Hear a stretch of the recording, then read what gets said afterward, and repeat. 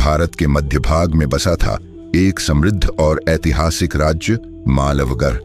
यहाँ की हवाओं में शौर्य की गंध थी और जमीन पर हर कदम इतिहास से जुद्धा था। इसी भूमि पर राज करते थे महाराज विक्रमसेन, जिनका नाम उनके पराक्रम और न्यायप्रियता के लिए दूर दूर तक प्रसिद्ध था। मालवगढ़ का किला पहाड़ी पर बना था, विशाल, भव्य और इतना मजबूत कि दुश्मन की तोपें भी उसे नहीं डिगा पाई थीं। महल के बीचों बीच स्थित था स्वर्ण जद्दा सिंहासन, जिस पर बैठने से पहले हर राजा को देवी काली के मंदिर में सिर झुकाना पड़ता था। किंवदंती थी कि यह सिंहासन शापित है। अगर उस पर कोई स्वार्थी या अयोग्य व्यक्ति बैठ जाए तो राज्य रक्त में डूब जाता था। महाराज विक्रमसेन की रानी पद्मावती एक तेजस्विनी और बुद्धिमती स्त्री थीं, जो न केवल शास्त्रों में निपुण थीं बल्कि अस्त्रों की भी अच्छी जानकार थीं। राज्य के मामलों में उनकी सलाह को राजा विशेष महत्व देते थे।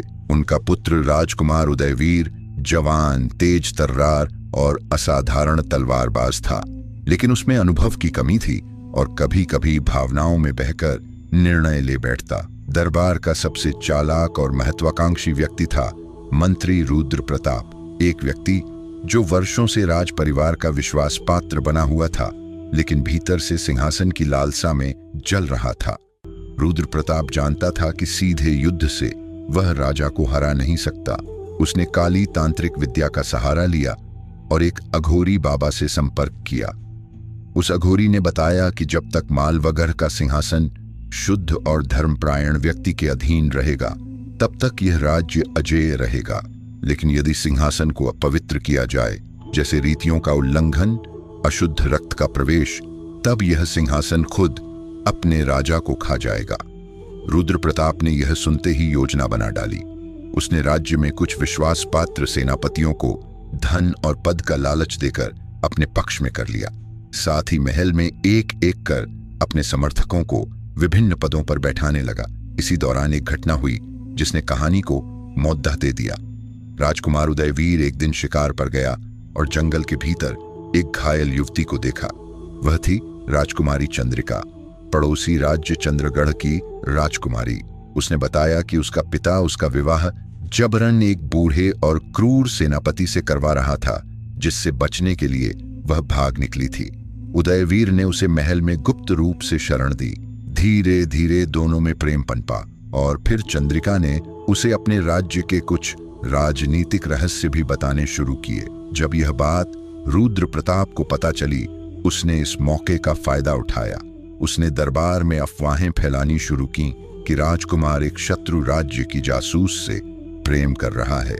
उसने यह भी कहा कि चंद्रिका महल की परंपराओं को अपवित्र कर रही है। राजा विक्रमसेन को जब यह सब पता चला तो उन्होंने चंद्रिका को दरबार में बुलवाया, लेकिन रानी पद्मावती ने पहले ही स्थिति को समझ लिया था।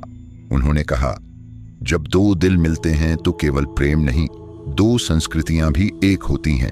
अगर यह विवाह होता है तो शायद दो राज्यों के बीच वर्षों पुरानी दुश्मनी भी मिट सकती है। राजा ने सोचने का समय मांगा। रुद्र प्रताप को लगा कि यह निर्णय उसके षड्यंत्र को बिगाड़ दाच सकता है। एक अमावस्या की रात को जब महल में दीपोत्सव मनाया जा रहा था, रुद्र प्रताप ने गुप्त रूप से महल पर हमला बोल दिया। महल के गुप्त दरवाजों से सैकड़ों सैनिक अंदर घुसे और देखते ही देखते महल में हाहाकार मच गया। रानी पद्मावती ने तलवार उठा ली और अपनी दासियों के साथ रक्षक बनी। राजकुमार और चंद्रिका ने भी मिलकर कई गद्दार सैनिकों को रोका। राजा विक्रमसेन उम्र दराज होते हुए भी अपने पुराने कवच और तलवार के साथ युद्ध भूमि में कूद पड़े, लेकिन वर्षों बाद पहली बार सिंहासन तक खून पहुंचा था। रुद्र प्रताप सिंहासन तक पहुंच गया और उस पर बैठने की कोशिश की, लेकिन जैसे ही उसने अपना शरीर सिंहासन से लगाया, अचानक बिजली सी कट ढकी और सिंहासन से धुआं निकलने लगा। राजकुमार उदयवीर ने वहां पहुंचकर उसे ललकारा। दोनों के बीच जबरदस्त युद्ध हुआ। रुद्र प्रताप तंत्र विद्या से भी लैस था, लेकिन उदयवीर का साहस और युद्ध कौशल उस पर भारी पड़ा। अंततः उदयवीर ने उसे पराजित कर दिया, लेकिन युद्ध में राजा विक्रमसेन गंभीर रूप से घायल हो चुके थे। अपने अंतिम समय में उन्होंने कहा, सिंहासन अब तेरा है पुत्र, पर याद रख यह केवल सोने का नहीं, रक्त और तप का सिंहासन है। इसे यदि स्वार्थ से देखा गया तो यह विनाश का कारण बन जाएगा। राजा विक्रमसेन की चिता के साथ एक युग समाप्त हुआ।